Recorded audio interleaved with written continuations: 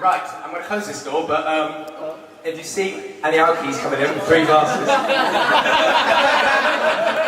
What's wrong with that picture? Sit the fuck down. There you go. Sit on this chair here, one of these, any of these. Where did you go? Don't say hello to everyone. You're already late. Sit down. Oh, God. You're at this table, Nick. Nick. Get your back. Nick, you sat here, man. No worries. I'm doing as I'm told. Right. You guys are in the back. How is everyone doing? Thank you all so much for coming today. You may be wondering what's going on. I'm going to tell you a little bit about what we're going to do today. Why some of you are here. You're all here for very different reasons. A lot of you are here first and foremost because I really hope you like what you hear. I need your help on the album. I need you to sing on this concept album. Why am I doing a concept album for this? The idea is this, my next musical, I know a lot of you are involved in Myth and 27 and whatnot. This one is a movie, and I have a pitch in about June. Over in... Oh, it's this way. Come this way, Jane. Yeah, keep making a scene. Well done. Come this way, guys. No, this way. I know. So every time Les, hi Les, come back. No worries. That's everyone. Right, so... What I'm doing with this one is a movie pitch, pretty much, which I've got to do in June in America. With no money, no nothing. I need to do a concept album. I need to get everything together, ready to go, because a musical movie obviously needs the music to it. And also, they are so in at the moment, thanks to British Showman, La La Land, Star is Born, all that stuff. It just all seems to be going really, really well. What is this? What is this show? This show is called The Bloodstones. Now, the Bloodstones is based in a Neolithic period. Neolithic meaning the New Stone Age. The reason why I've based it around that time is because a lot of... Thanks, man. During that era, everything you're going to see in this is made up. It cannot exist. But I love that time, that era, because there was a massive changing point in human culture where we went from hunter-gatherers to agriculture, and this happened over a period of a couple of thousand years, which if any of you know anything on timeline of history, that is nothing at all. What goes hand in hand with changing your entire existence is, of course, changing how we react to each other. Before that, we would move around in small herds, 12 to 25, and that was it. You might not see anyone else. Suddenly we escalated with agriculture to hundreds of thousands of people living in small communities. So we needed, all of a sudden, democracy, so we didn't tear each other apart. So this is the very first democratic society. Now the reason why I've invented it, because I didn't want to place it anywhere. I didn't want to make it, South America, Africa, or anything. It can't exist because it's an amalgamation of all races. There are people who represent the Far Eastern brand in terms of aesthetics. In every sense of the word, there is the Mesopotamian, the Aztecs, the Mayans. This is the American side, and of course we got the Germanic, which then became Anglo-Europe and all that stuff, and then we have the African side of things, all coming together in one place. They call themselves the 5 tribes, because before we never used to name land. We named ourselves, and it became your territory. So when you see this video, I don't know if any of you have seen the dance videos on Instagram done by the incredible Ainsley Ricketts over here. But he's big things for this kid, big things. But that's the vibe, that's the feeling, that's the look for this whole thing, because it cannot exist.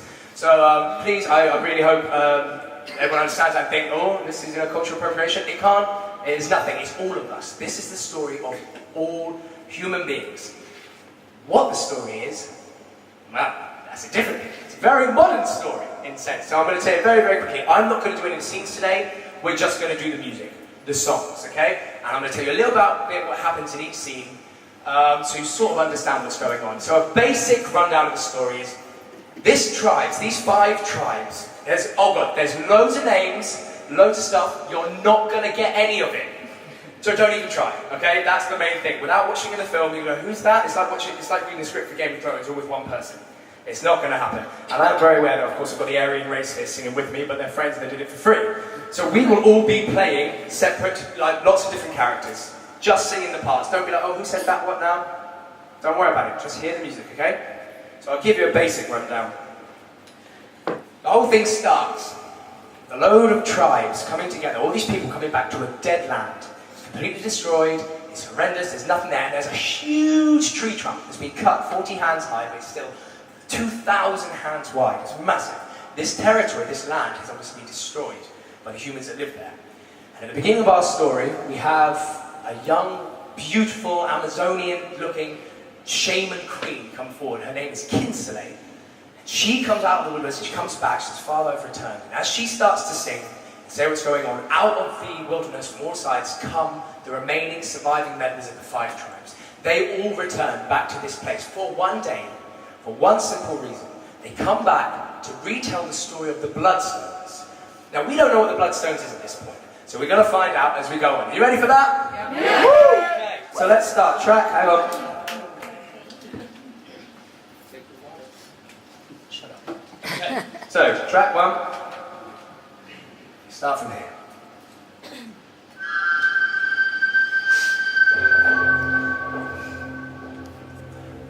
So, dead zone. Looks horrendous. Okay. Kinseley says, Father, I have come. She walks to the tree, she hears a war cry from out far left. Somewhere screams, Tikora! Isuti yanume yanamane!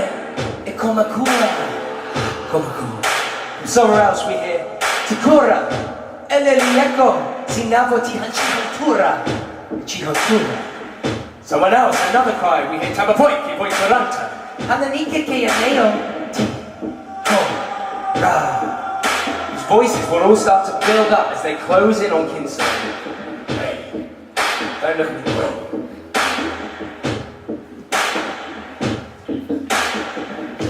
Kinseley nimbly climbs upon the mighty tree stump.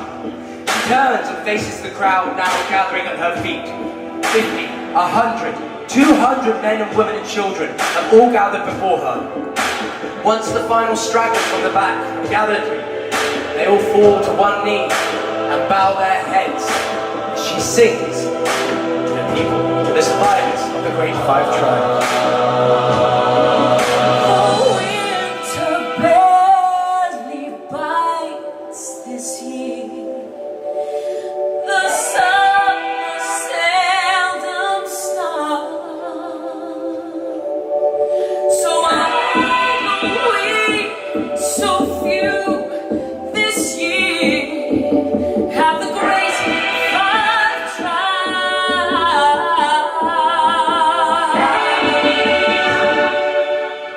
Dead and gone. A murmur spreads amongst the tribe. She says, quiet!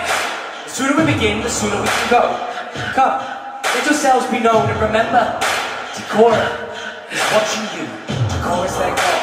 One first tribe comes forward. We are the Komaku, the mighty mountain tribe, the warriors of the wind and the guardians of the sky. We return to this place, can't rectify our mistakes, but we pray in good faith, God saves what's left of our race. We are the Tappa Point, the tribe as the sea, turbulent as the tide. We occupied our territory, but our home is no more. So we abandoned the shore. Now we hope and we pray Tikora evens the score. We are the hand and leak the blood in our veins. Rampages like a river through a rapid for our domain. But now our river has dried. For all the tears we have cried, seems like enough to redeem a stream, but it's not to staying alive. We are the Chibantori. We were the jungle tribe, forced to protect the root to leaf and all that thrived inside. It's hard to face this place, the home that we erased. Tikora sends a sign of something we've no time to waste. Wait! A little girl called Ayla shouts out, that was only 4 tribes. My father said there were 5. Forgive my daughter. She's young. I didn't tell her about the... Then what's to forgive, says Kinseley.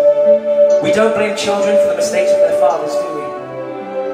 There are 5 little ones, but they won't come.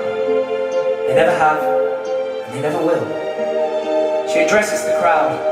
I shall need a moment to prepare, so please, talk amongst yourself and hold your tempers this year, and if you cannot, then at least hold your tongues.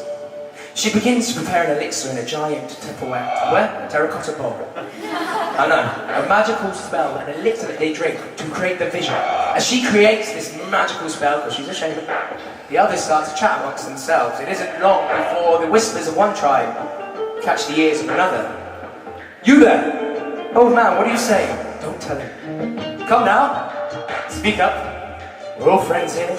There are more of us in distant living lands out in the east, where the break of dawn first kisses the sand. My friends, the people there are thriving. Oh man, you're barely alive. He survived the Chihantora. Say that again. He survived your leader's lies. A fight breaks out between two tribes. A handful of the Hanenik warriors fight a handful of the Chihantora names. A dozen men fight a Komaku woman of the name stops them. And she really initiates civilized debate. In the south, we have little, the Komaku are few but strong. To the west are the rest of us. What? What? The Chihantura don't have long. Knows where we are hiding, and yet he still cares not. It's no wonder God won't hear us. When this is all God got.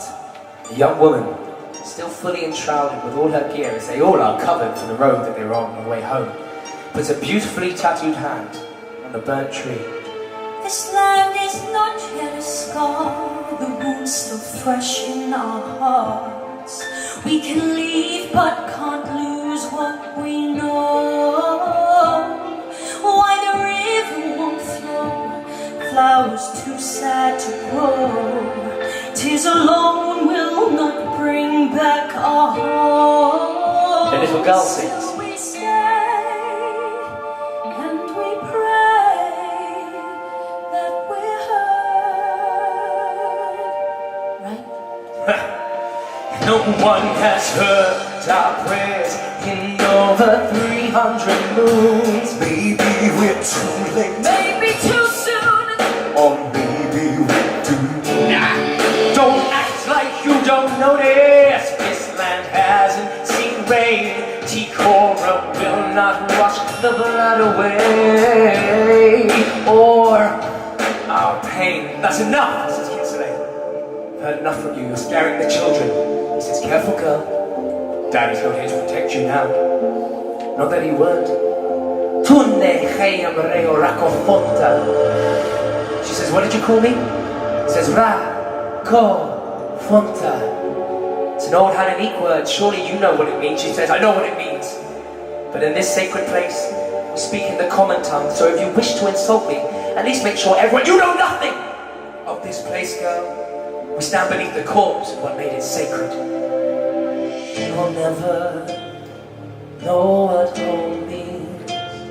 Your whole life has been lived on the in-between. You were born on the day he washed us away. You can see what I've seen here, my queen. He says queen, she pulls a knife as he touched a nerve and says, call me queen again and that shall be your final word. My name is Kinsley, nothing more. Try to remember why we are here. If T-Cora is us, life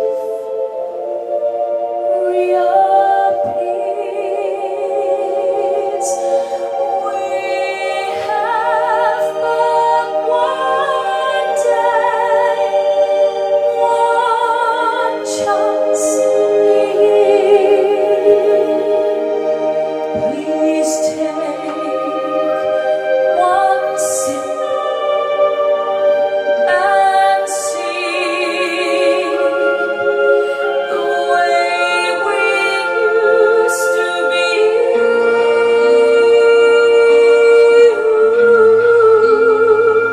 We'll dream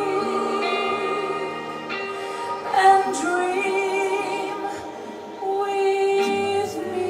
She passes out the terracotta bowl. One by one, every single one of the 200 sip very little of this magical elixir. For if they sip, they will see. She sings to the heavens. Cast your eyes on us. Do you see we cry? These tears that turn to dust, they catch the wind and fly. They carry fragile dreams, dreams that dry too fast. But if you hear them, please give us back one more day in the past.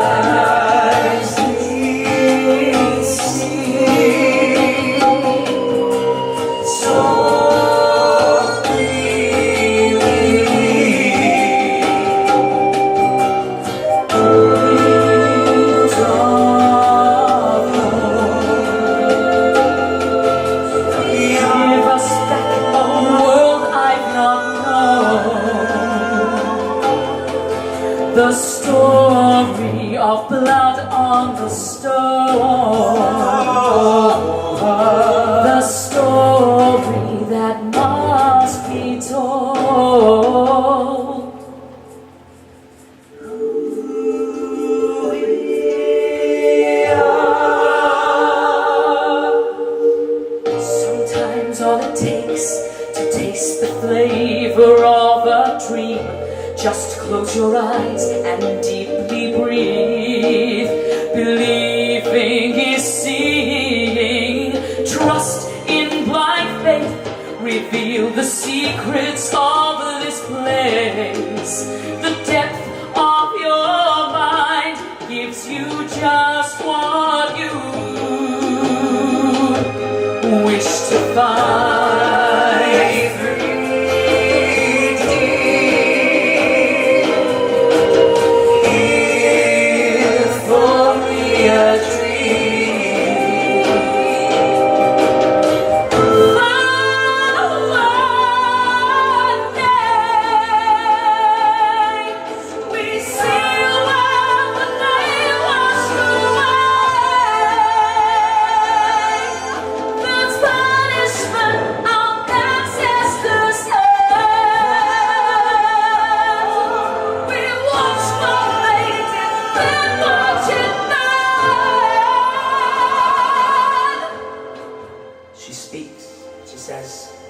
A story that must be told, not just told but lived over and over again. Once a year on this day, we that are left of the great 5 tribes gather in this sacred place to tell the story of the Bloodstones, a tale of deceit disguised as good intentions. When the lies of a prince pricked idle ears and pierced the heart of all we hold dear. When the rivers of tears failed to quench the flames we lit that lit the land we loved.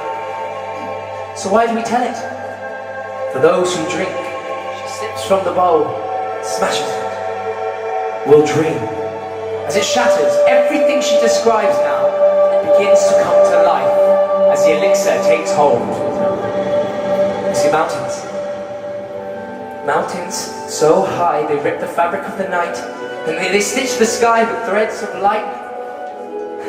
I can hear her. I hear the river, I hear her flow. No, she runs. She runs, like rampaging over rapids, like the beating of a drum. I smell flowers, the perfume of a billion blossoms, so many on a tree breeze, bellowing through the trees. Trees, I see trees, miles and miles of trees. And he grows now as he did before. He stands a titan in the realm of men. Ticora has heard us sing. The great tree lives, the great sixth king. The tree comes back to life, and life comes everywhere. It's massive, it's huge. Turn the track up.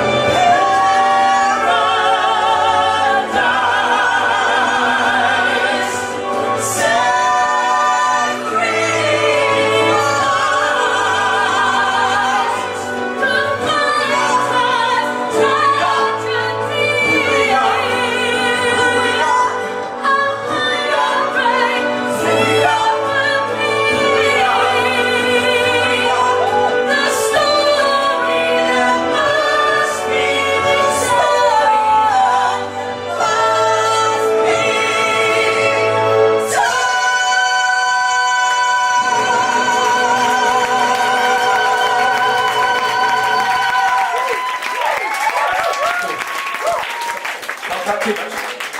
that point on, pause the track, from that point on, so imagine that with 200 people, it would sound really, really cool. Give it up to Beyonce in the corner. Right, so where we're at now is this dead, horrible zone has come back to life. Everything is there. It's green, it's lush, it's beautiful. More importantly, all of the tribal members who have returned, as they start, they're all in a big semicircle at this point. They've got their eyes closed, they don't want to see it. Kitsune looks around. She sees the life and how beautiful it is. But of course they've only got a certain amount of time because it's all the elixir. It's in their minds. It's basically ayahuasca, like times 100. Have any of you done that? I'm on it now. So basically it's that times 100. So of course, as she looks around, sorry, not yet. It's very important that you learn about this next number. This number is called the reflection.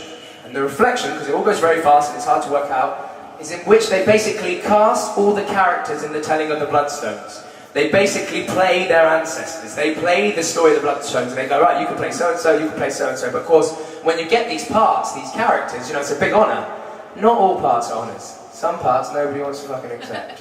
So you'll find that out as you go through. So you're not, the names are going to go, but you're going to see them throughout the story, okay? So let's go with the track. That was succinct.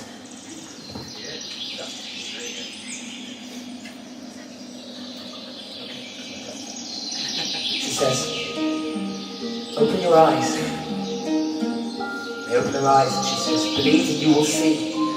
All the tribal members start to remove their Hessian rags from the long road, revealing young, supple, strong bodies of all ethnicities, all in one place. You take it all in, then very quickly it becomes euphoria as a man shouts, Tikura Kekahu Tazaim! You'll cheer! Kitsune gets them under control, but we must be here.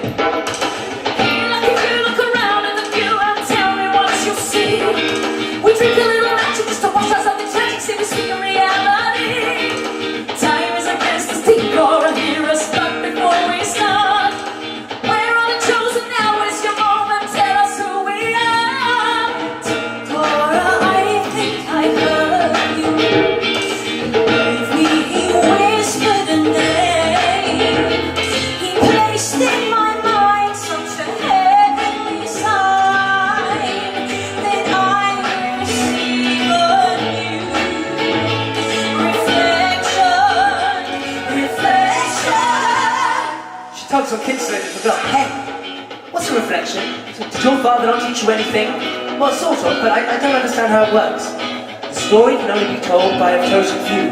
If the chorus sends you a reflection, then you must become a soul from the past. Once the tale is told, the reflection is gone. Oh, so we're playing. No. Cora, I think I heard you. I swear that you whispered a name. Place on my heart, a new soul from the past, and how it sends my new reflection. Listen up, my brothers and the leaves, sing another. Do you recognize me? My reflection made an entrance without any apprehension. I embraced this royalty, reflecting the king from the town of Point. No one else I'd rather be. For I am Banut, the brave King Banut. Now who are you other three? Don't know me, I'm the finest queen my tribe has ever seen. Every inch of a reflection kind of fits me to perfection. I believe my God agrees. Oh, one day I am Queen Rukape. I'm the Kamaku, a voice on the breeze that you chose me with. I heard you, I knew. I walked forward. Yeah. This guy's a bit more sinister than the others. So there I was, trying to pass the time, when a flash of light passed by and I was rendered blind. I knew I just received my sign. I was in a haze when I heard his name. He was a king who had a vision and a vision ray. Tragic hero of this tale. If I may, can I say for a bit I'm blood? Just tell us who you are. Princess, now surely you guess. Yes. Reflecting king of the Hananique, I am Luxanu. Hey, he was no hero. Oh no, according to who? But you notice, every time someone becomes a reflection, you ever seen Cinderella? You know how she goes into the dress? It's basically what happens to all of them. They become these characters. It looks sick, I swear. Big bloke comes forward, imagine Mufasa, but I had a dream wonderful dream. Oh, I don't know why he chose me. For today, I am Mukaban, king of the Chihontura. Tora, I heard you. I hoped and I prayed you again. I have been chosen, no words were spoken. You gave me such a good reflection. We have our kings. Hey, And our queen. Let us add to this collection with a couple more reflections. Now, who else do we need? Oh, wait, I know. Uh-oh. The greatest shaman in the game, and everybody better name him. Yeah, King Carlo. wow, here we go. Now you know you gotta show it. I was told that couldn't make a better role. Mixed actor, no doctor, a mixed master of ayahuasca. It goes, folks, so I listen. Something about shaman television. I put two and two together, now I better do it. I adore. Who am I? Only Yellow King alone. Now you know, shout it out, Yellow King alone. Crowds apart, this beautiful girl walks forward.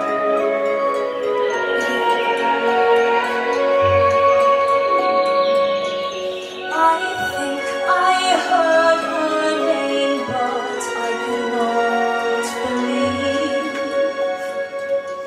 For her reflection, such an honor to receive.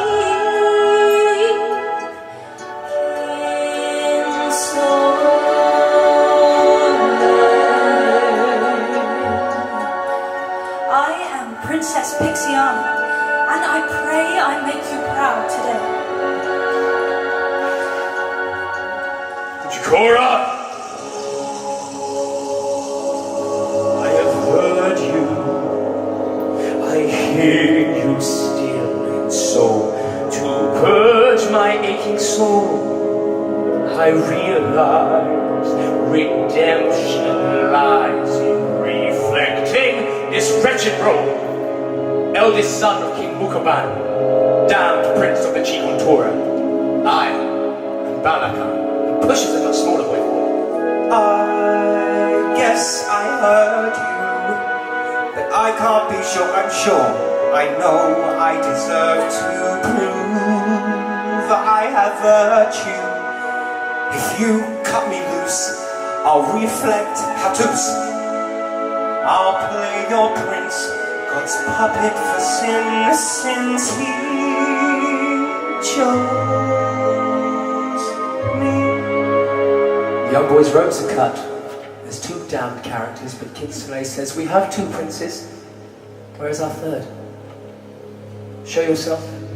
Huh? Who here is afraid? Who here is not man enough to accept their reflection? Who will be Setakani? There's a silence amongst the crowd until one voice in the back goes, I will. Now, this is very important. Now, that probably went over your head, so that's a reflection. So everyone's got their characters ready to get into this story.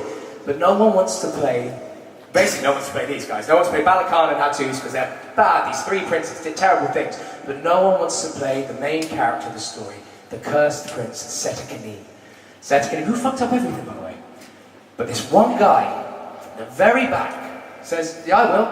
And as he comes forward, Kinsley Soil goes, all right, who are you? And he reveals himself. And it turns out this guy isn't one of the four tribes. He's from the Mortakana tribe, the fifth tribe, who never show up. This guy turns up. And he goes, yeah, I'm here today. Because their home, I'm being rich in the face. Because their home is far worse. And he goes, yeah, I've come back. And he goes, I'll play your part. I'll do that. And they go, all right, deal. And he goes, but I want something in return. Once the story is told, you all owe me a favour. Kinsley thinks on this, and of course, she weighs it up and goes, alright, done. You play Setakani, we tell the story, and then at the end, we all owe you a favour. Sound fair? Everyone agrees. She gives him some elixir, he goes into it. From this point on, she sings a little refrain, we are into the story, we are into the Bloodstones, into this version of the Bloodstones. I say that because it gets complicated.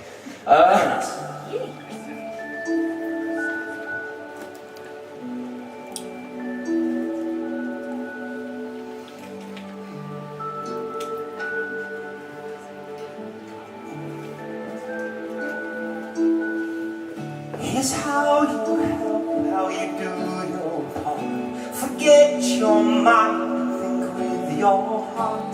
Kind words serve best when we don't decide who deserves them. So many paths in life choose us. Some paved with gold, but mostly with dust. What's the worth of your journey? It's knowing everyone who walks in this world. Imagine a world where men don't bite the hand that needs them, where all of the tears are shed by the ones that cause the bleeding. I have a dream where harmony has been achieved. Stop all the blaming, claiming and naming. We're all the same in the world we see. So hold your head up boldly. Yes! You'll find a friend right by your side. By me, in times of need. We're bound by blood, we are family. Wait, what? For if you fall, We will fight we will answer your call. with all of our might. So if they come for me, They get us free. I die for you. Would you kill for me? No, that's not what I mean. No, we understand what you mean, Yamo. But that's just a dream. Oh, no. Seta Kanim, how can you say such things? Because that's just the way it is, Yamo. But every tribe protects their own. What is theirs? It's us and them. Us and them. Okay, so say that your greatest asset is you, and your greatest asset is them. Then who would everyone fight to protect what is theirs? Thanks in this. Go ahead and dream of a permanent peace.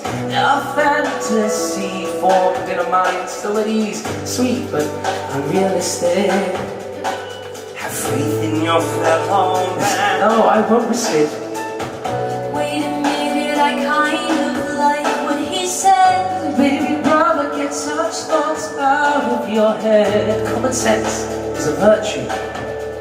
Yet don't trust them, and they can't hurt you. But I'll back you up. Because of all that can be broken, in us we trust. One tribe under God's chorus spoken. In the land of the free, the goddamn greatest territory. We defend our nation without hesitation. Long may we reign over every domain with the fist of the law in the eye of the storm. Run right to the dust and away to the one in the land. Over in your heart, sing out a swear to protect what is ours. Five tribes, one dream, equality. That's me, DC. You won't believe we are the envy of everyone else. Sing how we rise, sing how we ourselves. Yabo grabs Setsukinim and whispers in his ear while pointing at his other two brothers. But when there's no one left to fight, they all run and hide or die.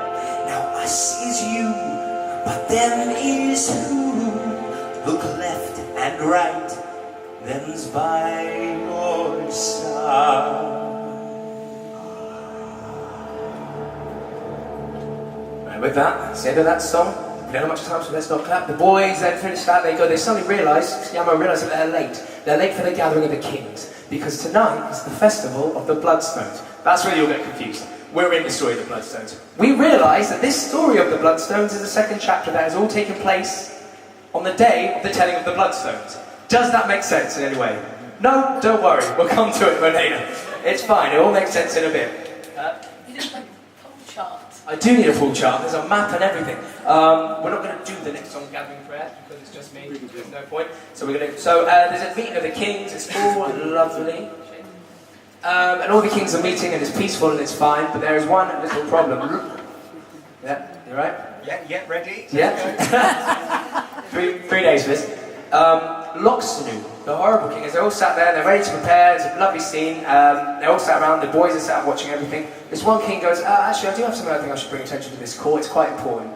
And he basically brings out a map of all the 5 tribes' territory, but he's made a little amendment on it. A river, that the mouth of the river that starts in his territory but then runs all the way through Giantura, the other territory, he's going to put a little dam on, and he's going to divert it all through his land, all through the other way, basically wiping out another territory, but it's his right, it's his land, he's allowed to do what he wants. And all of them start to rise, and it starts to get really, really shitty, like, oh, scary. And only Setekanim, only the young prince of Mukaban, he realizes, he finds another way around it. He goes, no, you can build it here instead. We can make this work. And ends up arguing with this king. And we see that Setekanim is very good with his words, has a temper, but is brilliant, and he gets through, but of course, doesn't work out. So we're going to do this one, we're going to try. He's Loxanu, I'm going to read Loxanu's words, and then I'm going to be Setekanim. There's a lot of people going on. Let's give it a go. The next song, can you play it? Yeah.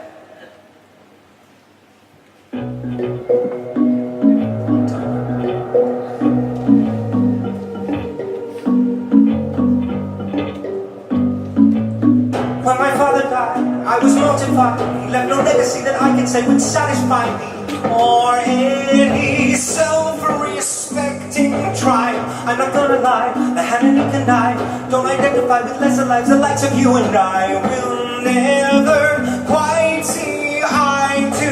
I must confess I'm perplexed that the three of you have fertile land that thrives while I've been forced to commit to. Just say, all the terrain that I reign over has no use, but that's about to change, and how? Well, let me show you. My grand design to redefine my tribe and what is mine. So in time, the Hananic may sow and reap and rise. Lend me your eyes. The river here will run through here within a year. Have I made myself clear? Mukaban says, why are you doing this, Loxanu? Loxanu says, the majority of the Hananic territory in the east is, one for a better word, wasteland. The Komoku hillsides in the south are simply teeming with cattle, and the northern realm has been blessed the Tabapoit people with the never-ending bounty of the ocean, and the west, well, the west have it best, with the jungle banquet at their very feet. There is no harmony between man and nature in the east, Mukaban. In trying, In trying to bend nature to our will, nature has us on bended knee, but not anymore. I intend to build a dam right here, where the river enters my kingdom. It shall be diverted far into the east, creating a new oasis for my people. What about my people, old friend? Well, why not try praying for a little more rain? We did. I'm sure you have me doubts that I'm aware about. Believe this will be released, I won't dismiss it, believe you. Conceive for me life's guarantee. It isn't personal, I pass verses or remote in command. I understand and use initiative. Please don't see how this affects me. I have a right, but I don't want to fight with you. Choose your next words carefully. It's my old friend Loxanu. Have you thought how we survive when the price of our lives is a tribe? I'll stand by my tribe before you fall with the fight. Wait, shouts Setekanim, wait. What about our land? Your young prince, you have my sympathy, truly you do. No, build your dam on our land. I don't follow. Look. Instead of at the mouth, build it further south. Send this bend toward the east and then back around here.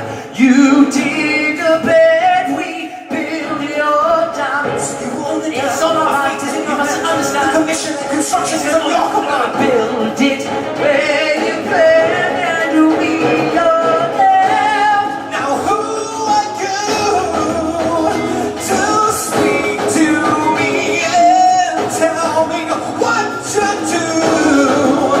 Hey, Mukaban, your churlish child should be held in remand.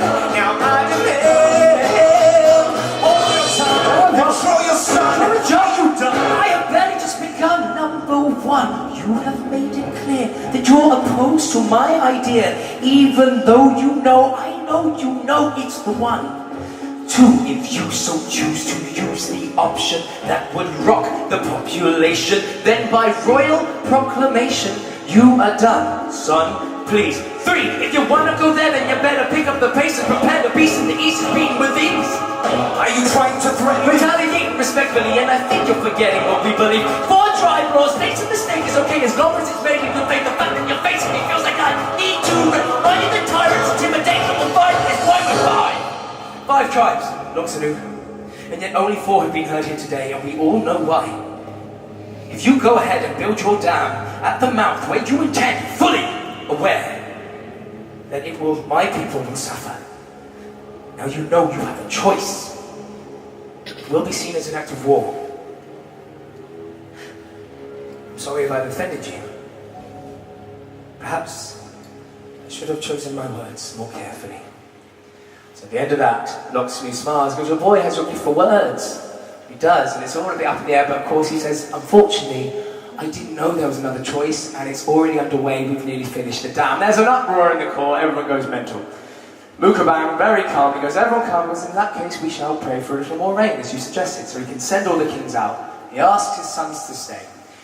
His sons stay, and basically he goes to it and he goes, look, this is what's going down, we're building a dam, he's doing that, what would you do? What would you do? He asks all his sons what they would do to stop this dam being built. All of them have different answers, Setakanim being the smartest. At the end of it, he says, when I'm gone, Setakanim, you will be the next king. Balakan, the oldest son, livid. Hattush doesn't mind. But he is the next king, he decides. So all that problem, all that's going to happen is on his shoulders. Setakanim is pretty stressed about this, he's going for a wander through the forest, and then, of course, who jumps in? It's the love interest part of the story, Pixiana. Pixiana is mystical, magical, wonderful, and also his wife. She just comes out and she goes, hey, what's going on, what's wrong? And he sort of goes, oh, look, things are bad at the moment. Locksmith's building a dam, I'm going to be king, it's a nightmare, I don't know how to deal with it, I don't have faith. And she basically does this wonderful metaphor about planting a seed, about knowing where a seed comes from, knowing what it can become, but it has to grow out in the darkness. It's really, really, really lovely. Sort of convincing, goes, right, she's the best thing in his life. And she goes, I know I'm the best thing in your life, I've been sent here to be the best thing in your life, but you owe me. He goes, I owe you. He goes, yeah, you owe me. In the next life, he doesn't really believe in these things, but she adamantly does. She goes, yeah, in the next life, come find me. Come find me in the next life and you take care of me. Well, that's fair, right? He goes, yeah, that's a fair deal. What do you think? Thanks, bruv. That's my brother there. Very smart, very smart. Anyway, he goes, come find me in the next life. And it's a very important thing, because he's not aware of this, but she is adamantly aware, because yeah, all these themes, our lives are written by Chikora, our one God, monolithic God. He goes, so come find me, and this is the song. Thanks.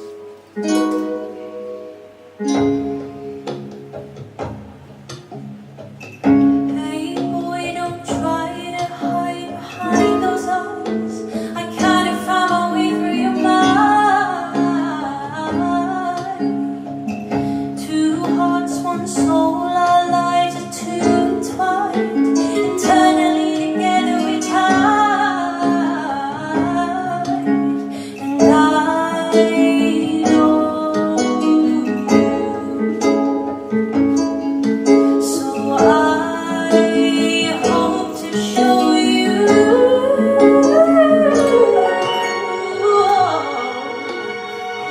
my life was written for you. Recognize the scenes.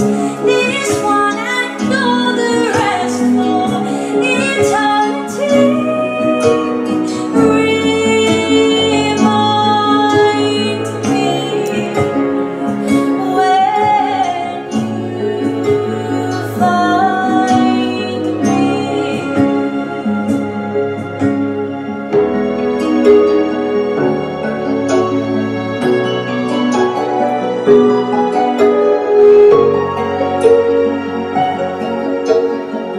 Can't hide, won't try your mind. You say that's fine. Just happy holding on at my side. Who knows? Suppose love grows another life. There's certain expectations with signs, but I owe you. So I hope I know you. Come here, he kisses her slowly. In the film, My life was written for you. Recognize the scene. This one and all the rest is for eternity. Remind me when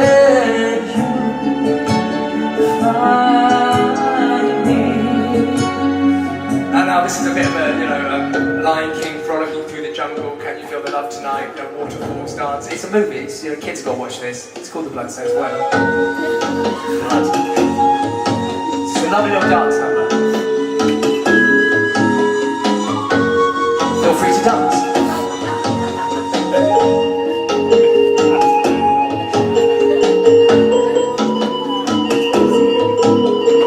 Thanks for chancing. See, that's it. I've impressed everyone, but no. Sound your ass.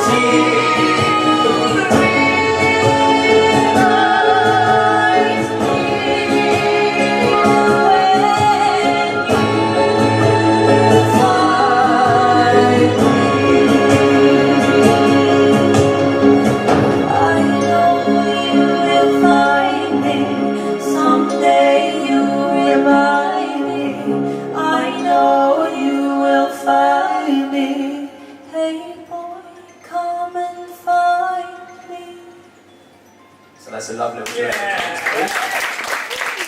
Right, skipping forward to what happens. They talk afterwards, they're having a chat, he's talking about, he's telling all his problems, and he sort of finds out, in no uncertain terms, he finds out she's pregnant as well. I mean, as he's having a bad day, he's like, I'm king of the Geotora, Loxley's building them down, it's going to kill my tribe, I now have a child on its way, things are really bad. I'm a bit nervous, I don't know how to deal with this shit. And she basically goes, hey, look, you're handling it really, really well. You can't, but don't be afraid, okay? Because nobody can think clearly or rationally when they're blinded by fear. And she goes, no, you're right. He goes, and in that moment, an idea is born. He has a thought. He goes, no one can think clearly or rationally when they are blinded by fear. That for him is all he needs. He runs off to go think of a plan or whatever. In the meantime, at our midpoint of the story, we now find out what the Bloodstones is about. So this is where it gets complicated. We realise that on this day, they were telling the story of the Bloodstones, a story that happened 100 years before World War II. It happened, that's what it reflects, it happened 100 years before and how they survived it. And they come back and they celebrate. In this moment in the film, we'll realise we're not watching that story. So something happened on this day, on the day of the celebration, that now they retell the story, and as we know, they did not survive, because everything's fucked up. So, did that making sense? So it's like a halfway, it's like a twist point. You'll go, oh, this is not what we're watching. Oh, God, this is all part of the story. If it doesn't make sense, I'm sorry. But this is the story of the Bloodstones within the story of the Bloodstones. Told by Yamo Kikolo, who is the shaman. So, might as well start it. So they do the same thing, around the fire, doing all the stuff, drinking the elixir, the same tradition.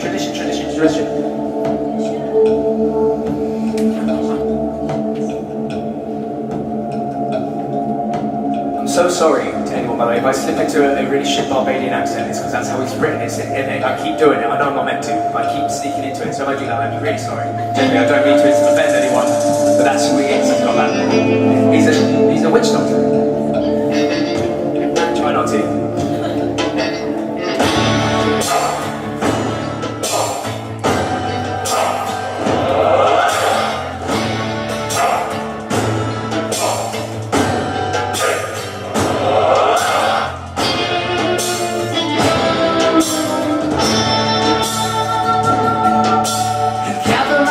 Let me tell you what I did.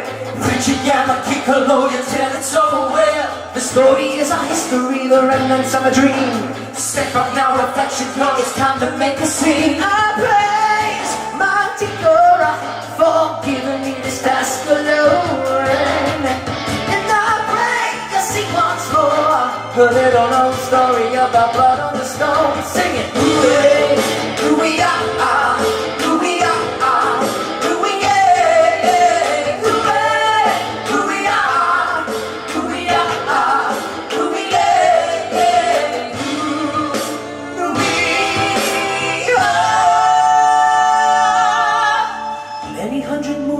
Children of the sun, we're brothers and sisters, a tribe that live this one. A happy little family that like you've never seen. The problem with a family is sometimes in the genes. A young man Immortan said, this working life for me is through, man.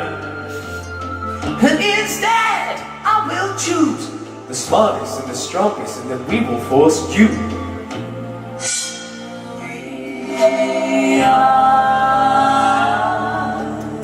Immortan, the first king to kill a king, to run a ruler through. He took the role without remorse and split the tribes in two.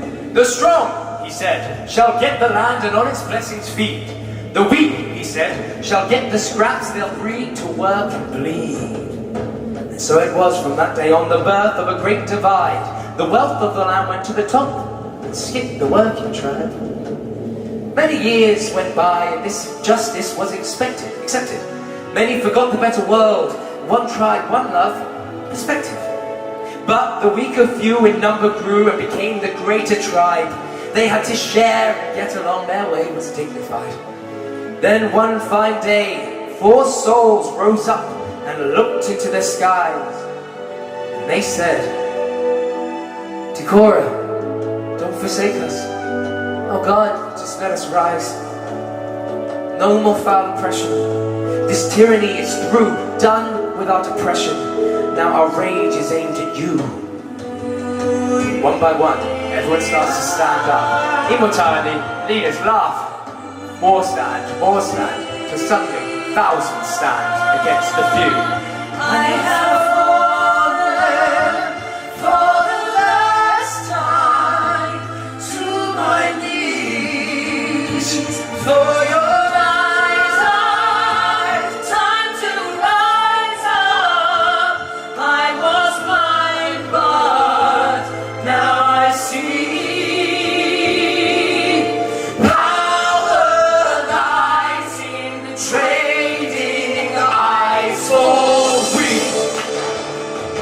Basically in the story what we see now is a flash between them telling the story and our characters. It's all cut, film it, be really cool. And a dance number. It's always good.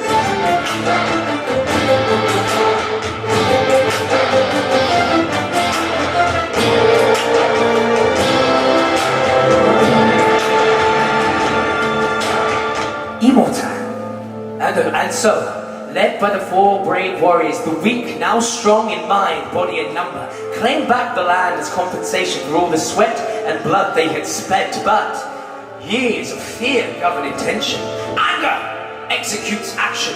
And the malice of men driven mad becomes a thirst only quenched by a crimson show. Simply put, blood must flow. Immortan tried to flee the angry warriors. He climbed higher and higher up the steep face of the Komaku mountain. And when they found him, they put him on his knees. He called out, Ticora, forgive me! Did God save me, please?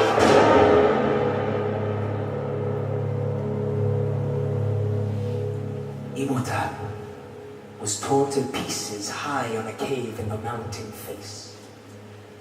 And there, deep in the Komaku mountains, his deeds were written on the walls with his own blood. The 4 warriors that led the charge then split the land between them, creating 4 kingdoms with 4 leaders. The idea being that never again shall one tribe or one man define the destiny of all.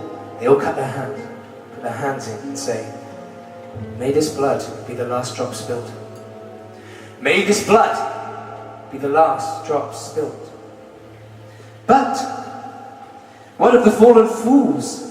The followers of Immortan. They cried out, Ticora, Earth Soul, sure we are forgiven.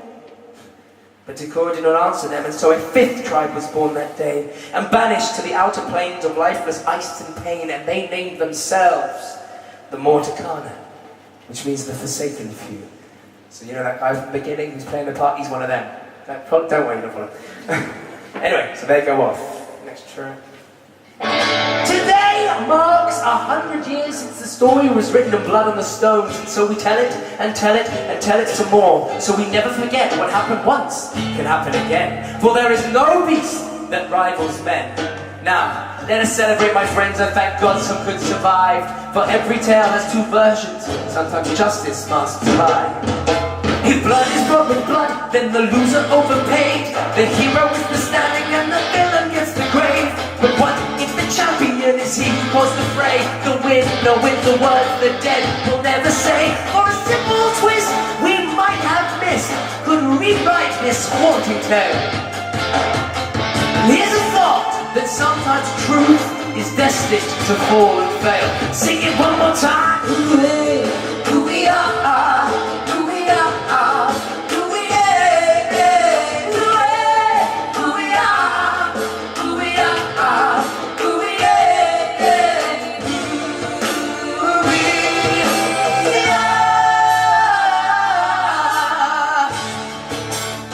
As the festivities of the party go on into the night,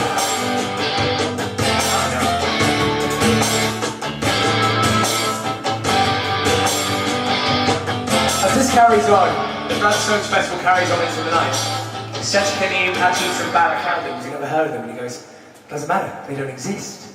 He goes, all we need to know is that fire demons exist amongst the Hananite tribe, amongst them, in there, with them, at all times, create enough fear, and then we will send in our warriors to find them.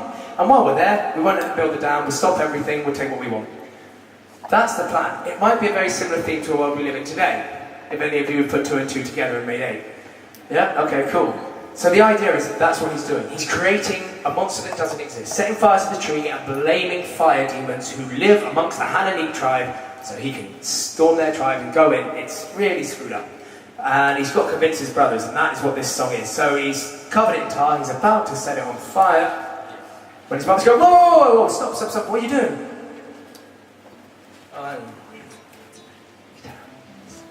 They go, bro, what are you doing? What are you doing? And he goes, see how you feel something that gets your blood pumping, a surefire sign that the heart overrides the mind. What do I think I'm doing? I'm proving you would lose it. Who dared to fire the binding symbol of our tribes? Who would set fire to the safe king? Who matters less than why? Let that revelation sink in. It's sickening, but we'll survive if we decide to ignite it tonight. The alibi that I provide is watertight if we don't leak alive. What? No. I have a plan to hold the whole building, a damn thing, and I can guarantee no one will bleed or die. His brothers go, I will burn it down this tree, stop Locksmith finishing his dam. He goes, it won't burn down, it'll just singe a bit. He goes, and it isn't just a tree, is it? It's part of us all. An attack on the great sixth king is a strike at the heart of every man, woman and child in the 5 tribes, and there will be consequences. Anger will fill those pierced hearts, and rage will blind their eyes, and the pitiful word of why will drown amongst the cries of who? Who would do such a terrible thing? Who? Well, who, says Malachi, he says. Fire demons. Fire demons? Yes, Satus, fire demons. I've never heard of them. You have. Better yet, you've seen them. I did. You did. You did. It happened in a second while you were there protecting our sacred tree. It set the scene perfectly. Then all of a sudden something went and attacked my brother while screaming, burn it down, rough him up and viciously. I don't like what you're suggesting. No, brother, it is do or die. A little lie is less depressing when literally it saves our lives. Why? Because the inhuman paper trade is fixated on hatred, will crush the social constructs that allow our trust. These fundamental fanatics pick at the fabric like addicts of the security blanket that's wrapped us up. Monsters! No, worse men. Fire demons of the treason. It's enough to lose your mind. And if I see them, I've got reason to avenge for all mankind. And tonight, for an I just won't satisfy. I've made up my mind. Tonight. Latus goes, Balakan goes, where are they? Where are these fire demons? What do they look like? I'll rip them all to shreds. Calm down, Balakan. They look like us. All of us. In fact, you wouldn't be able to pick them out of a crowd. Okay, you've lost me now. Because they don't exist, right? Right, Latus. And you will never find what doesn't exist. But you still haven't explained why. Because, brother, once these vile beings set the tree ablaze, they put you on your knees and they fled like cowards. But not before you heard one of them call you a Rakafonta. And then they fled east. What does Rakafonta mean? It means run to the litter. in Hananik because they are the Hananik. Setikanim, no, this is madness. No, brother, it's genius. Singing of these fire demons, been singing their another tribe. I never said they are the same thing, but amongst that tribe is where they'll hide. If you decide to go through with this suicidal plan, then you can kiss this little runt off a little goodbye. Why can't you see that by saying the Hananik infiltrated by hatred leaves little leeway for compromise? Right? What? Why? Fire demons are the reason all our lights are on the line. But we can see them, it's revealing just how easily your blind eyes turn by. I'm burning in my mind's eye. I have made up my mind. No, brother, says Hachus. I can't do this. He says, together, no matter what. He convinces his brothers to do it. They're in, and Hachus goes, promise me one thing. No one will get hurt. And he says, you can't get hurt. No one can get hurt. You can't kill what you can't find. Because they don't exist, we'll never find them. It's watertight. It's absolutely fine. So, they set fire to the tree. Then they hide. Hachus, they put him on the floor, and he's unconscious. So when everyone comes running from the festival, the first thing they say is, what the hell happened here? What's going on? At that point, that's where Setikanim and Balakan come in. They play along straight away. Oh my God! Who attacked the tree? My brother, what happened? And they play the whole story out. The act begins. Of course, it escalates. It escalates really badly. Because, of course, Loxodon goes, well, this is madness. You're saying that these things live in my tribe? No, this is bullshit.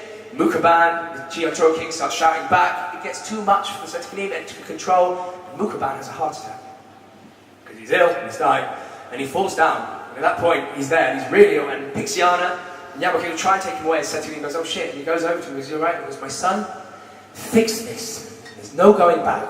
Now it's up to Setikanim. He knows he set fire to this tree. He knows it's him and his brothers, but he knows there's no way back, so he has to get everyone to rise up, everyone to believe that these things exist, that these terrible demons are trying to kill them all. He has to plant that seed of fear and hope it takes hold. Jesus Christ.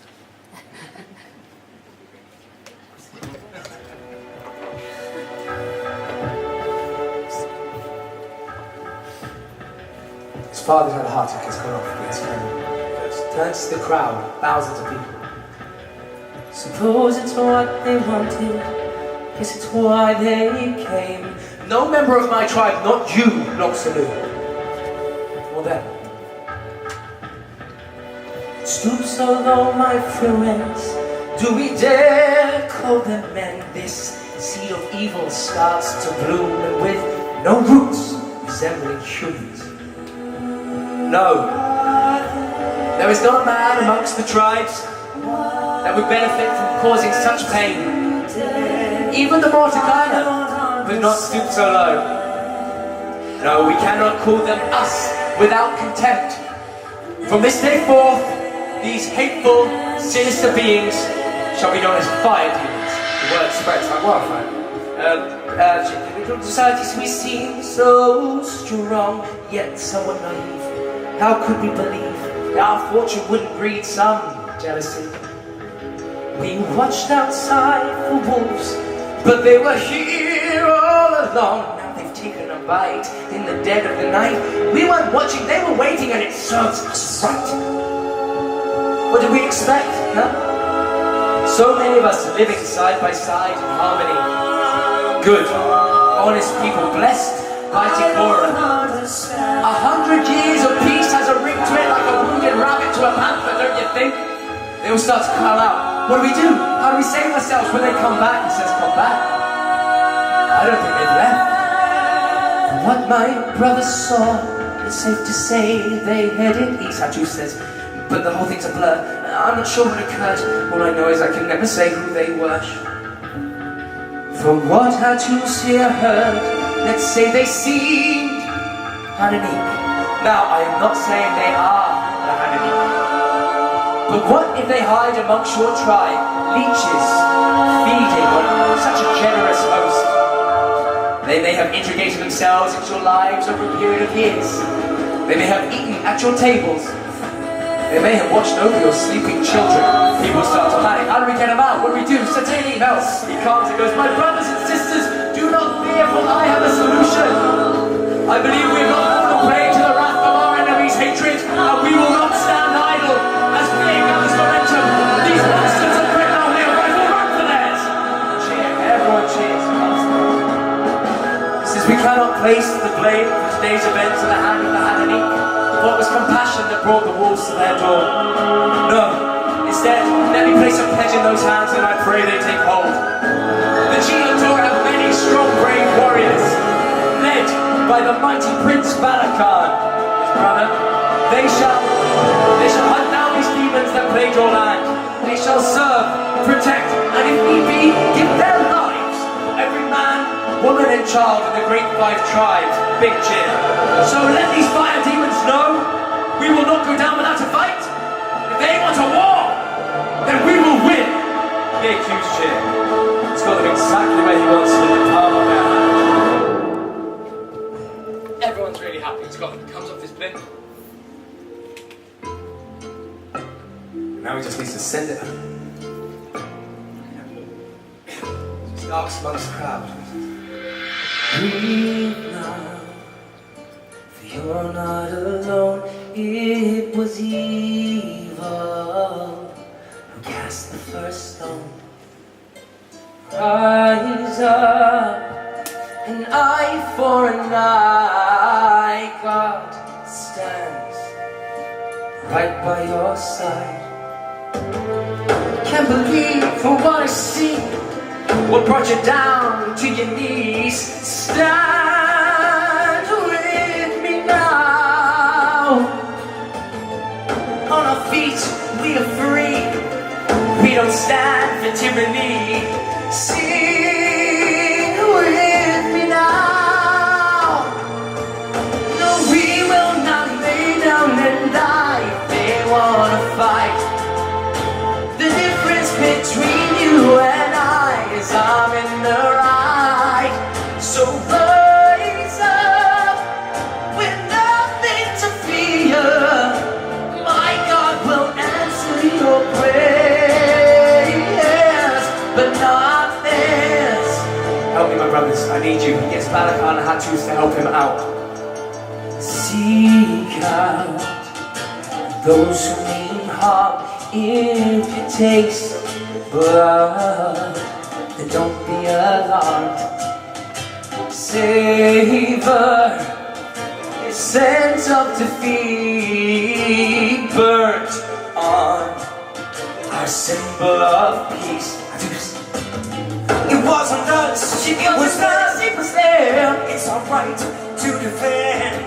See how justice can and will prevail. In the end, the evil fails. Strike them now. We will not lay down and die if they wanna fight. The difference between you and I is I'm in the right. So rise up, there's nothing to fear. My God will answer your prayers, but not so. Loxenu, the fate of the 5 tribes is in your hands now. Do you accept my proposal? Loxenu smiles through gritted teeth. Do I have a choice? Of course. You always have a choice. We will not lay down and die if they wanna fight. The difference between you and I is I'm in the right. So rise up, there's nothing to fear. My God will answer your prayers.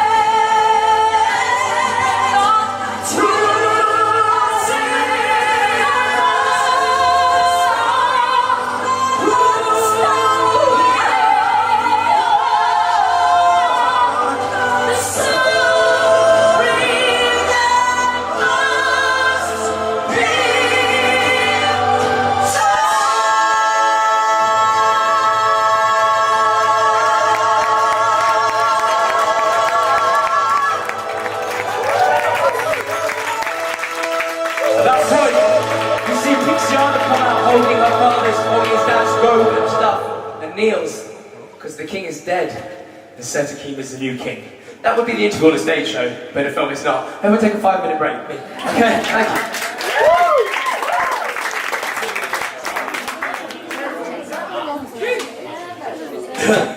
Right.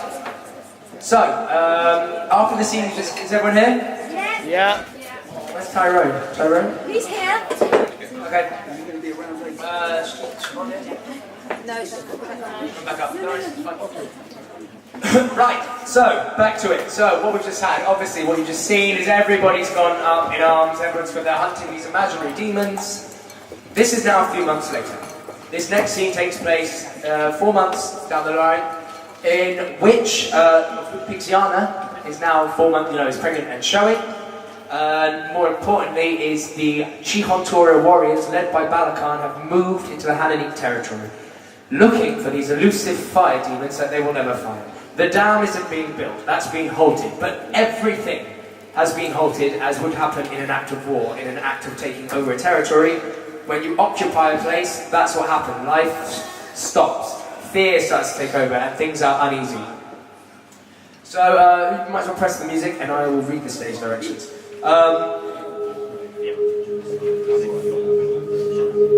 Nature has begun to wither and die because, of course, the elixir is starting to wear off, so the world is starting to die around them. A metaphysical expression of the tension between the tribes. Now, months have passed since the fateful night. No fire demons have been found yet, but hundreds and hundreds of Chihontora warriors patrol the Hananic territory looking for their elusive enemy. The Hananic way of life has ground to a halt. Farmers, too afraid to tend to their crops for fear of being caught in an altercation with the Roman warriors. Children don't play with the village and the dam cannot be finished. Balakan is in his element as the leader of the Chihontora army. He patrols his warriors through the village, while Hattus, the younger sweet brother, lingers at the back, trying to keep the peace between the warriors and the innocent. I'm about to read you 4 characters in one, so I'll do this. But they're not important, they're just warriors.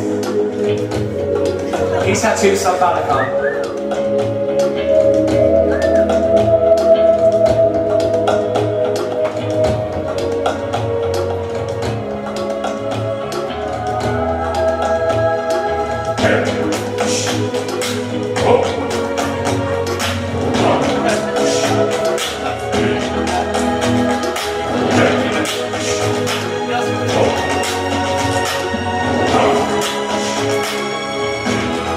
Over an old man.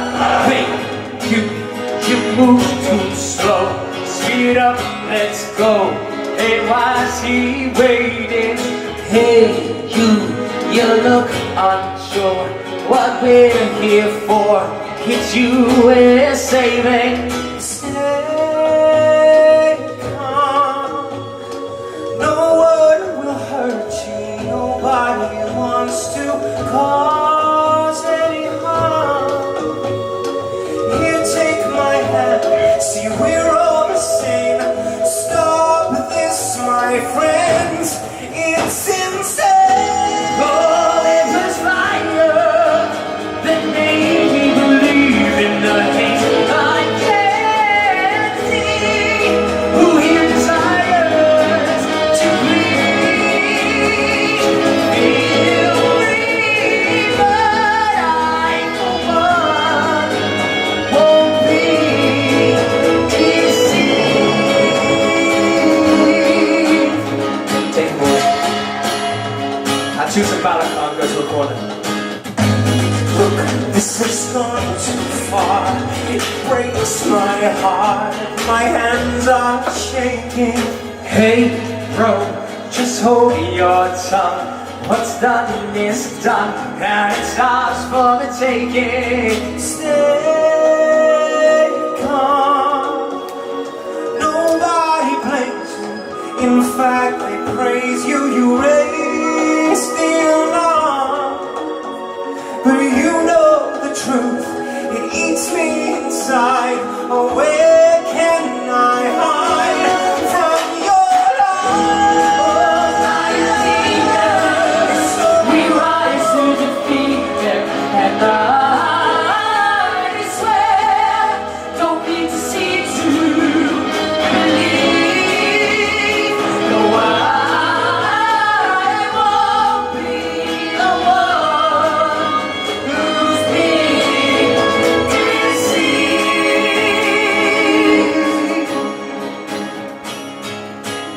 that moment, everyone's going, Jesus is at his lowest wits. He's carrying guilt around, he's a nervous wreck, he can't carry this on. And Pixiana, the wife of Setekanim, finds him and goes, Jesus, what's wrong? And he goes, don't ask me questions. Don't ask me anything about this, you can't know. She goes, she knows. A wife always knows.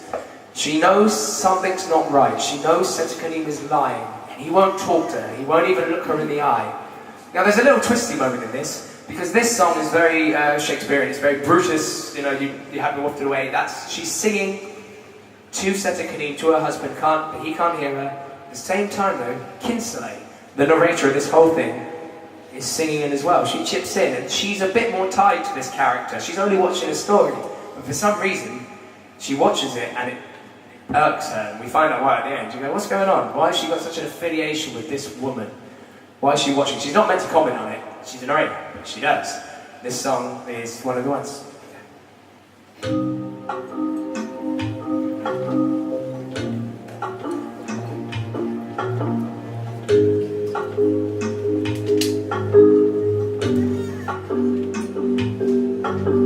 Something I have always known is guilt's a living thing. It dies a peasant in the light, yet in the dark it's king. Who is this beast that haunts your mind? What has your heart possessed? I can help you slay the shame, but first you must confess. Don't lie to me. I can swallow the truth, but I'll choke on make-believe. Why can't you see? Boy, I know what you've done, and though it is you who owns the crime, half the soul you stole is mine. Don't give me words. Your eyes have said it all, and have left me so disturbed. Why don't you understand? If part of you is me, tell me, is part of me done? Something I have always known, a burden of the sea. You wash your eyes with tears, but crying doesn't cleanse within. I grasp my chest and tell myself I never played a part, and yet I'm tortured by the tainted blood that pumps my heart. Please lie to me. I can't stomach the truth. Let me sip on sweet deceit. Why can't you see? So drawn to this place where I wake the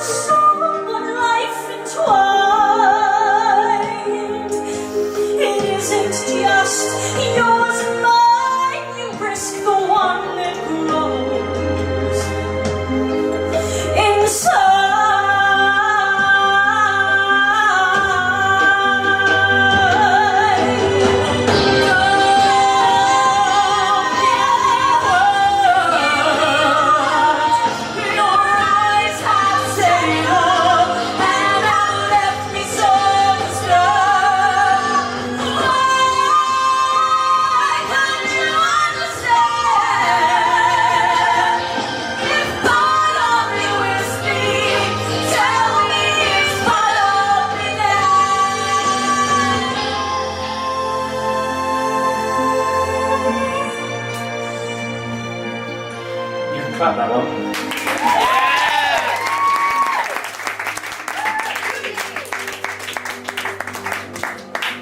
So, after that scene, the girls die. After that scene, it goes out. Pixiana basically confronts Setkine. Kinsale backs off. She backs away, trying to recompose herself. She's over the narrator, she can't be seen. But Pixiana confronts her husband.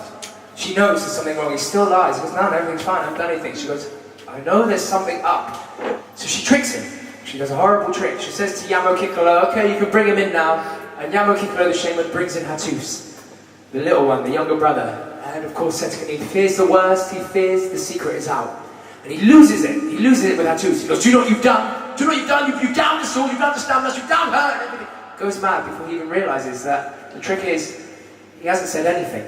Pixiana has tricked him into saying, I told Hattus you were angry because he was in the Hananic land, trying to save the people from Balakan. He never let the secret out. He never said a word. He runs out, very sad and whatever, and Setkine is heartbroken, he's shouting at his brother, and then he looks like he's about to say everything. But that very moment, we hear a horrendous sound as Balakan comes into the courtroom, into the tree courtroom. They've got 3 men, 3 Hananic men, and 3 Chihotora warriors have got them by the neck, saying they found the fire demons. They found it, and of course Setkine goes, what? They were burning fields, you know, they were burning waste, dead crops in a field, and Loxanu, the king of the Hananic, comes behind him and goes, this is madness. This is mad, these are not fire demons, I don't know what we're looking for, I don't know any of this. He goes, you don't know, this is crazy. And of course they're fighting to each other, and slow down, sir. They're fighting left, right and centre, and of course Setkine tries to keep everything calm. Loxanu begs for a trial, a fair trial, saying, please, let's have a trial once the kings find out. Setkine knows that can't happen. If a trial comes about, the whole thing unravels. So he has to try and stop it there and then. Hattus lets a little thing come out, which is probably the worst thing he could do because he's broken. He goes, look, Hattus, are these the men you saw that night? Thinking, Hattus is going, no, these aren't them. Hattus is so afraid, he thinks, if I say this is them, if these are the fire demons, this whole thing is over. Setkine cannot convince him enough with his eyes, don't do it. Hattus says, yeah, this is them. These are the people who set fire to the tree. Loxanu loses his shit. He goes, absolutely not, this is mad. He goes, I saw these 3 with my own eyes that night at the telling of the Bloodstones. They can't be. The only person I didn't see was you. He starts to work out. He goes, where were you? Hattus goes, I was guarding the tree. I was taking care of it. He goes, you were there alone? So basically, that's what this is. And as Loxanu, his friend Loxanu here, starts to work it out, Setkine knows he has to step in to stop this before the 5 tribes, before the kings come in. Does that make sense? Yeah. Mum, back goes, no.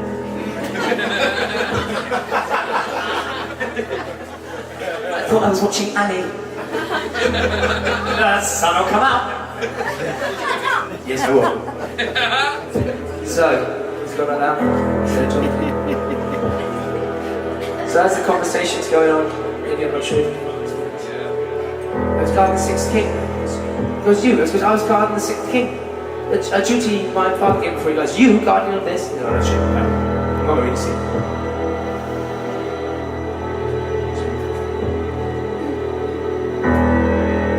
Loxanu, leave my brother out of this. He goes, oh no, Setkine, I've only just begun.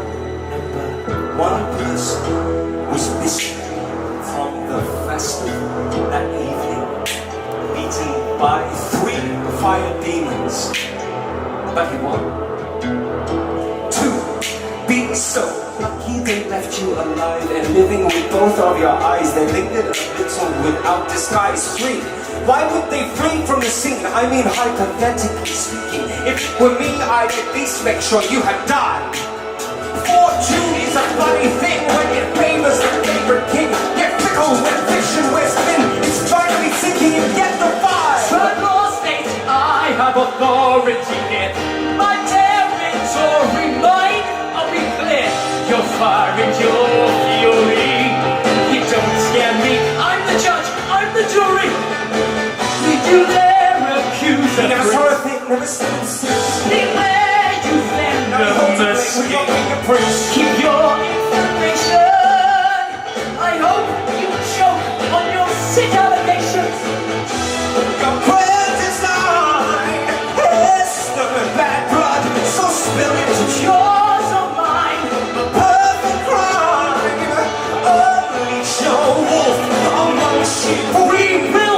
when the time is right. In that opposite type of reminds that you come here, I can't decide. Now that's consumed. We fight for your liberation, protecting the lives of my nation. Boys until station with your tribe. Don't point your finger at me. Curse you, Cetacuni, and your tribe. Before I beg you, rid my people of this plague. I am not afraid of you, Loxalugas. I'm not a bad guy here. I am king in the west, and we do not negotiate with fire demons. Balakon goes. And I heed you loud and clear. We will not live in fear. Now, no Balakon! With that, Balakon and the warriors kill the 3 innocent men. It's happened so quick, it's like a frenzy of sharks on a baby seal. Cetacuni goes, why did you do that? I didn't tell you to. Loxanu falls at his fallen brethren. Goes, is this your idea of justice? Balakon says, we shall send word to the 5 tribes. The fire demons have been slain. You can collect your debt. Balakon, leave now. Brother, I thought you wanted me. Don't call me that. Never again. With that, Cetacuni goes to Loxanu, shaking. Loxanu, let this be the end of it now. It's over. Please. So Loxanu stands up, blood on his hands, and goes, young king, I don't think I have a choice. And leaves him to it. At that point, Cetacuni knows there's no turning back. So basically, everyone turns against him. Pixiana can't even look at him. Hattus is heartbroken. His younger brother, he goes, Hattus, he goes, you promised no one would get hurt. You said, what have I done? He runs out, absolutely broken. Nothing can do as Cetacuni lies around the bodies. That evening, Hattus wanders the village, a guilt-destroyed mess. 3 men are dead because of what he did. And he does what all men do, every human being does when they're at their lowest ebb. They turn to God, but of course no answer comes. Kinsale narrates, poor Hattus, how he suffered living with such a lie. The debt was settled, paid with lives. The cost was just far too high. So like every soul who has ever felt, he slipped up and tumbled down. He looked above for a sign or sound, but the falling man is only ever greeted by a meeting with the ground. Did you hear me when I whispered, what have I done? Were you there? Don't suppose I deserved guidance. I'm so sorry. I was scared. Help me, my heart hurts a pain no man can withstand. Hello, Hattus. With that, Loxanu comes from the darkness. He tries to run left. A Hanagik soldier comes. Tries to run right, another one comes. He's surrounded by Loxanu and his men. This poor boy is petrified. And Loxanu says, I've instructed my men to keep this conversation civilized, so there's no need to be afraid. He says that if I don't want to talk to you, he goes, well, then you should probably be afraid. He goes to scream, gets punched in the stomach. Shh! There's no need to yell for help. I'm helping you. If you can't help yourself, we'll help with that too. You're not responsible for the woe that's pulled over the eyes of everyone in the tribes who embroidered this delicate quill that reeks of guilt. Them boys have stitched you up with their lies. It was the truth that I spoke that night, though my tongue was tied. Is your tales bespoken to the true root treasure to the crime? Talk to me, sweet Hattus, does he share his crown? No, why then noose you're under, his thumb, his blunder. It's no wonder you can't tell the truth. Wait a minute, please, won't you give me some room? Every second that passes seals your doom. Lots to do, please leave me alone, let me go. No, I know you know, I know you know. Talk to me, sweet Lettuce, let me bear your load. These seeds were sown alone, the garden has overgrown. You must stop guarding these weeds that choke our soul. I want this soul to end. You know we can. Lettuce, I'm your man. Bid the origin of sin against the king and kill America. No! Why don't you understand? I know! Oh, your pathetic, sympathetic rhetoric is nothing but a show. You're surrounded, you're all on it. I need the truth, Lettuce, please. You know what to do. Tell me what would your father say if he were living today? To you. And he remembers something from the scene. Lettuce goes, my father? Yes. Tell your old friend Loxodon. My father would say, take care of your brother, Lettuce, because a friend you can trust is hard to find. And you Loxodon are no friend of mine. He lashes out with his strength. Say, help! Help! He's screaming out. Loxodon goes, somebody shut him up! With that, punches Loxodon in the face. Turns and he goes, don't touch me! I'm not afraid of you! Now! Brothers! Brothers! Setikanim! Setikanim! Setikanim! Brothers! Gets stabbed by one of the soldiers, cut off. Falls to his knees, just as his brother runs in, Balakan, the pig's son. Lettuce? Lettuce, oh God, no, what have you done? He goes, I didn't say anything, brother. He goes, I know, just hold on, you'll be alright, just... Stay calm. No one can harm you, not while you're here. Safe in my arms. Stay here, Lettuce, my brother, Lettuce. Lettuce. Lettuce. Lettuce dies in the arms of Setikanim. There and then, Balakan, furious, draws his own knife and runs at Loxodon, screaming, you did this! Pixiana, now very pregnant, gets in and goes, you've done enough already, you are not the king here! This is not your say! With that, Yamakika goes, he's right. He's right, this has to end now. Okay? With that, he takes Balakan's knife, goes over to Loxodon, cuts his hand, and says, two kings make a pact here and now. As we did before, we do again. May this blood be the last drop spilled. May this blood be the last drop spilled. Loxodon, petrified because he's just had a prince killed, has his hand out and says the words, may this blood be the last drop spilled. Yamakika gives the knife to Setikanim, who still holds his brother in his arms, tears in his eyes, but he takes it and he cuts his own hand. And he walks over to Loxodon and hand outstretched, he goes, may this blood, and he stabs Loxodon, be the last drop spilled.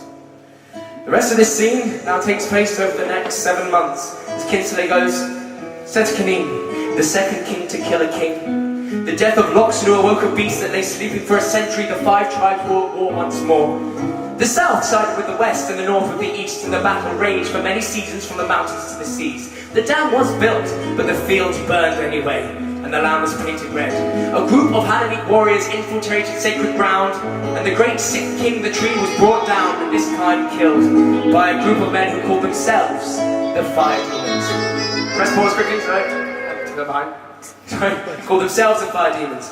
Every soul looked to the sky and cried, Korah, let your wrath be done. And an answer came, but not from God. when he said, and Yamo Kikolo sings, and this is now the next 6 months, everything being destroyed, everything disappearing, you're watching it all, and this is Yamo Kikolo's vision. He goes, nah, this is how, it's in one of the scenes, this is how it starts, this is the world we create, this happens again, and again, and again, and again. He goes, no, we've only just begun. I see a world where they have stained the sky with black by breathing flames, cut the earth, bled her dry, a field of graves that scraped the sky, stole some land, called it home, broke each other's, then their own. Toxic arrows bigger than trees that melt the stone and bring disease. Can it be this vision I see is more than just a dream, but a predetermined seed? Dear someone who may know,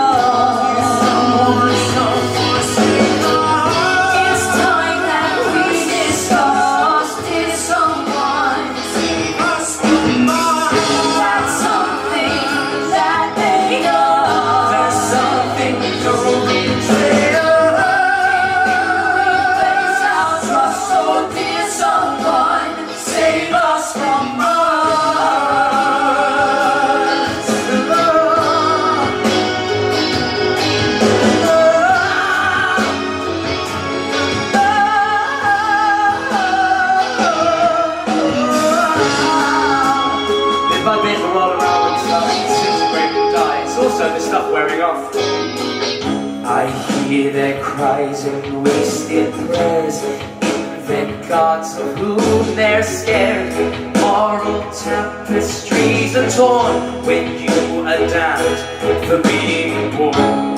Treated conscience for some rules, abide by laws, abide like fools. Salvation costs, you must repent, an afterlife that charges rent.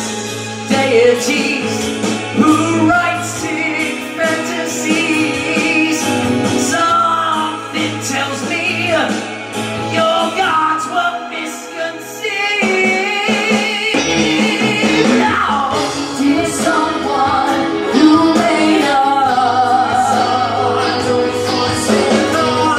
it's time that we discuss. Dear someone, there's something that they know. there's someone, don't betray us. Place our souls, dear someone, save us from us. As the world around him burns, Yamo Kikolo looks into the flames and he says what he sees. In this world of bleak misery, I see blades of flame flailing in the dark. Warriors of light lashing out, streaming from the heart. These chosen few innately knew where to point their arrows. Upon the beasts that poison truth, these global kings of shadow. They cut their strings to lynch the liars and the puppet masters, for they had a dream that every child lived free ever after. That every flower who faced the storm and hoped the wind would change was cut down quick, so roughly picked, both man and dream were slain. Now it's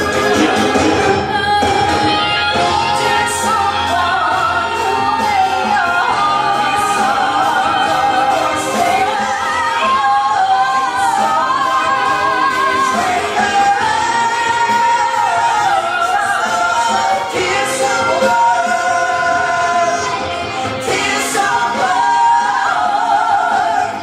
may know, with that, you suddenly hear a scream. It's Pixiana has a pain in her stomach. Press pause. There's a pain in her stomach. The baby's coming. 9 months is up. The world is dead.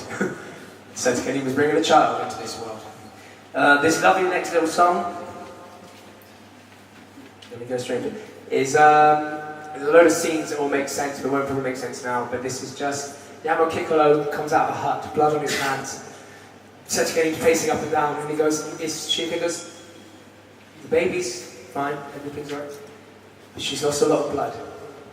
He goes, yeah, and he goes, Setsukene, we can still save the child, but she's not. He goes, don't even say it. He doesn't want to know that the only way to save the child is to kill the mother. At that point, you know how it works. He goes into the hut, she looks beautiful, she's lying on a bed, she's very pale, she's got a fresh sheet on her.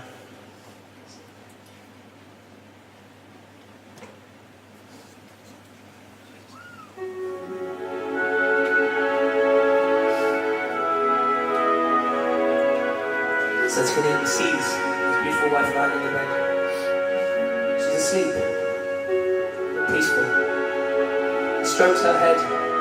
She stirs. She says, I know you. How's my oak tree doing? Something's wrong. Because I'm okay. Don't speak, just rest, please. She goes, oh. How am I doing? It's fine. You're going to be fine. She goes, shh. You're a terrible liar. He says, I wish that were true. She strokes his head and says, My love, it's time to go out of the dark. I know. Tell me, oh, tell the truth, and say, oh, let me go. No. Don't leave, please. So come, find me. Luciana breathes her last breath. She says, no. No, God, Tsikora, no, don't do this, don't. Please. Don't you take her from me, don't. Help! Somebody, anybody!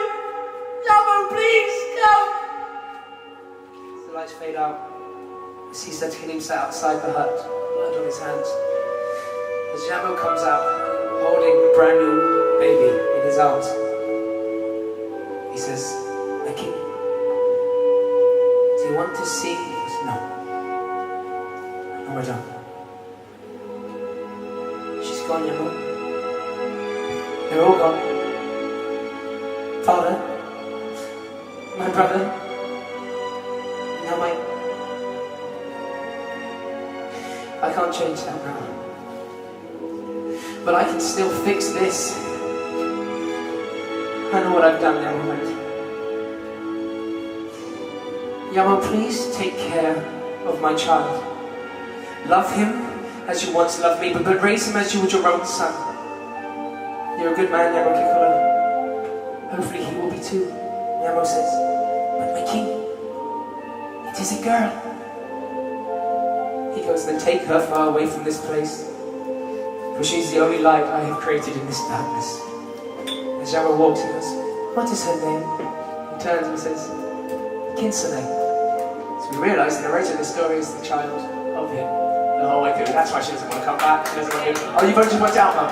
Fifth time. There's a fifth time to work out. It's a lovely moment. Most people work it out early on. It's Yamo. So it's Setsukene. It's Setsukene left all by himself. Now he has blood on his hands.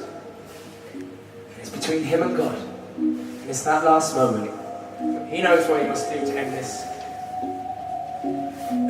He says, did you hear me when I whispered, don't you take her, that's not fair. Why am I still just dying slowly when her last breath stole my air? Why won't you walk with me? Let one man understand. If by calling for an answer I can make you aware, I'm not learning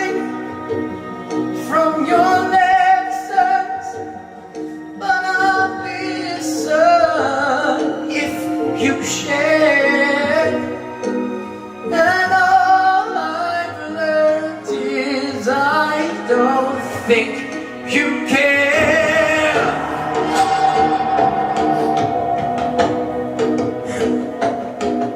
Setsukuni begins to walk amongst the village. Every bit of life now disintegrates. Everything is dying around him. Was I chosen? Everything he touches for a purpose. Any person still alive. And you gently break it to me.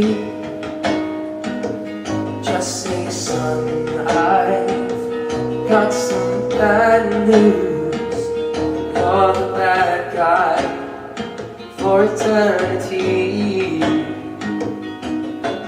Was I born to burn them and bring shame once again?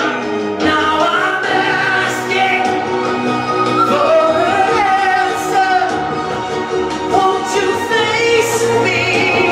Say my name, just so I know who I've been playing in this game of cast the blame. 'Cause all I've learned is we don't think the same.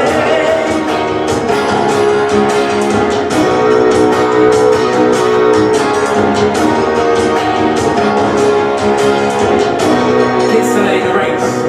Setsukuni does. Setsukuni fled his burning homeland, but his intention was not to run. Instead, he climbed higher and higher up the steep face of the Komaku mountain until he fell upon tainted soil, the resting place of Imota and the home of the Bloodstones. It was there he dragged a fractured flint across his filthy skin. Inscribed upon the stones, it was no blade that ripped these wrists, but shards of broken heart that ripped the wrists of he who shall not be redeemed. Upon these stones I confess the lies of a demon, the deeds of a king, and forever damn the soul of Setsukuni. And I demand you give me answers. If you hate me, I don't care. I need some sign that people deny intervention for my prayer. 'Cause all I know is all I know is why I'm afraid that you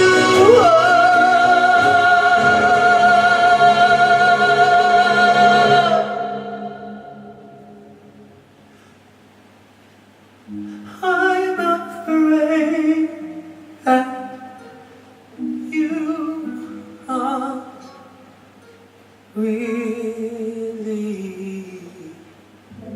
there.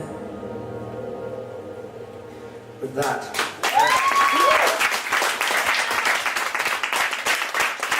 Princess Lady Setsukuni closes his eyes and dies on his knees. She says, and so he wrote, and he wrote, and he wrote until his ink ran dry. And once he felt his truth was told, the young king let his body die. When they finally found him, they read the words he bled. They read the words he bled. The truth put an end to this foolish feud, and no more lives were lost in the wake of this deception. Well, one more prince was taken to complete the corrupt collection. At that point, you'll see, obviously, Balakan come in with the warriors. They read the wall. They turn and goes, no, guys, I didn't say kill him. We're back to where we were at the beginning. Everything's dead. The tree stump. They're all there again in their circle. The elixir's worn off. The story's been told. With that, Kinsale says, so from that day forth, we that are left of the great five tribes return to tell our new version of the Bloodstones, the one we did not survive. And so we pray, and we pray, and we pray that one day Te-Kora will forgive us and give us back our home once more. There's a lingering silence as they wait for an answer that never comes. She turns to the few hundred standing and says, the story's been told. You're done. You can all go wherever you please. That moment, the wandering warrior, the guy who played Seta Kaneem all the way through, goes, offers, goes, wait. Just stop. We had a deal, remember? I've done my part. Now I need your help. I need a hand. You all remember that? Yes. Oh, good. With that, he runs to his bag. He runs to his nomadic bag. He pulls out loads of pouches, starts handing them out. He goes, okay, everyone, open them. As they open them, Mukabang, the man who played Mukabang, goes, seeds, boy. They're just seeds. And he says, no. Thanks. No. There's so much more than that. He addresses the crowd. Where will you all go now? Will you wander this world alone? Waiting for a sign that may never come? Asking forgiveness from a God who never speaks up? Please help me instead. Plant these seeds with me. I can't do it alone. The guy who played Loxley goes, and why would we help you, boy? And he says, because this is our home. And these are not just seeds, they're hope. Hope for our future, for your children. So that many years from now they'll look to their left and right for a helping hand, and not up above. Look, I can't do it alone. Help me. Please, help yourselves. They will look to the sky. They begin to clear the rubble. Is this our final fiction or farewell? Foolishly faithful, hoping someone might miss me as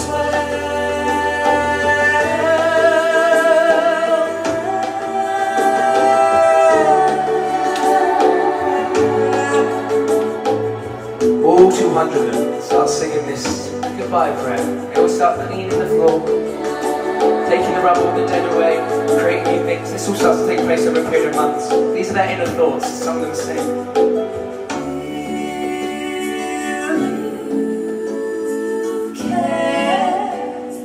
if I decide to let go, would you dare just speak up and say no? On my last day, I'm afraid I won't know my own way.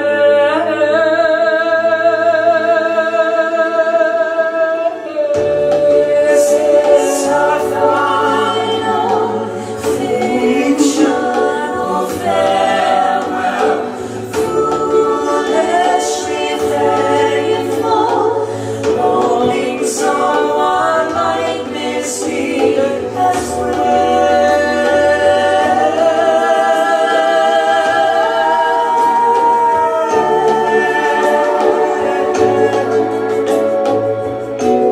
Now, I know this is not the script, but this is a really lovely moment. Because Kitsa is watching everyone work together, and she sees the Seta Kaneem fella planting seeds. She goes over to him, she goes, hey. He goes, hey. Cool, like that. He goes, thank you. He says, for what? He says, I don't know. Coming here today and helping us find our feet again. He goes, oh, is that what I did? Beckons her close. He goes, let's tell the truth. I too am just looking for somewhere to call home. This place isn't so bad, a little love and a lot of luck. It's quite special again. She looks at him and says, how do you know? As he pulls out an acorn. Because I don't. I feel it. So we know in that moment that is Seta Kaneem, that they're back reincarnated. God does work, and no one else knows. And with that moment, the beautiful thing is everyone starts to sing, and we start to see the light return of a 9 month. Is this our final fiction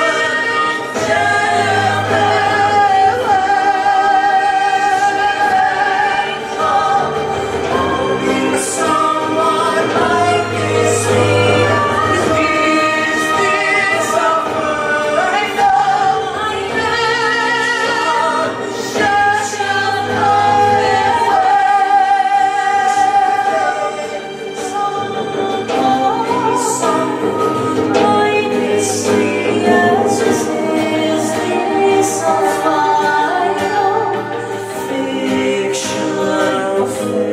fields are ploughed.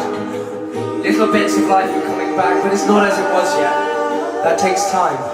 And Isla, the little girl from before, who asked the question, goes to her father. And she says, the only hopeful lead goes, Maybe we'll be alright, we'll be okay. Yeah, maybe someday, maybe we'll be alright, we'll be okay. Yeah, maybe someday, maybe we'll be alright, we'll be okay.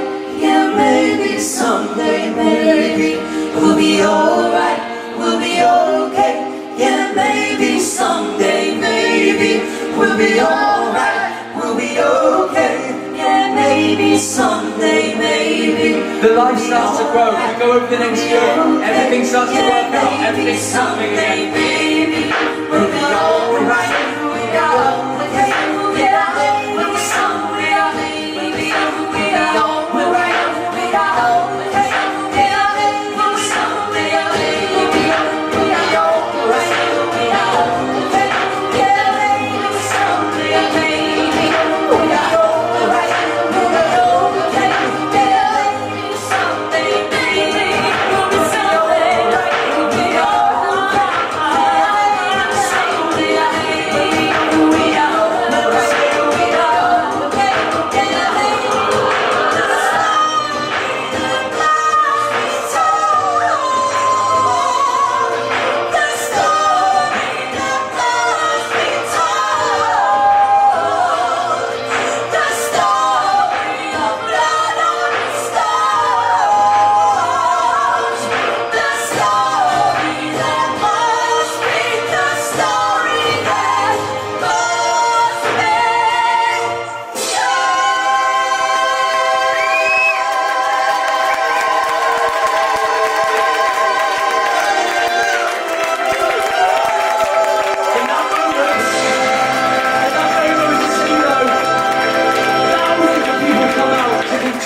where Kinsley is there, where we see Seta Kaneem, the guy who's holding on his hand, the guy who plays the game holding his staff, and some thousands come out to tell the Bloodstones again, but as he turns around, Kinsley comes out with a baby in her arms, and he goes, oh, let me take that, they're waiting for you, and she goes forward, and she's the motherfucking queen. And he's in the background saying, I'll hold your hand through this life.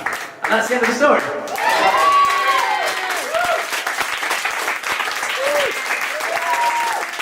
So that's it.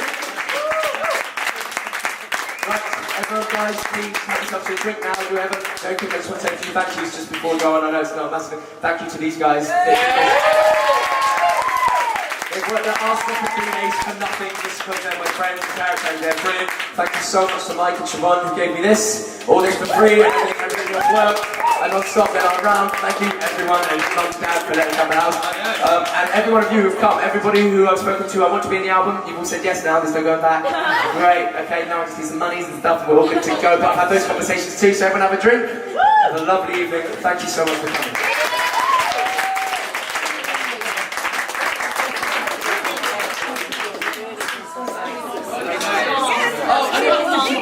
Oh,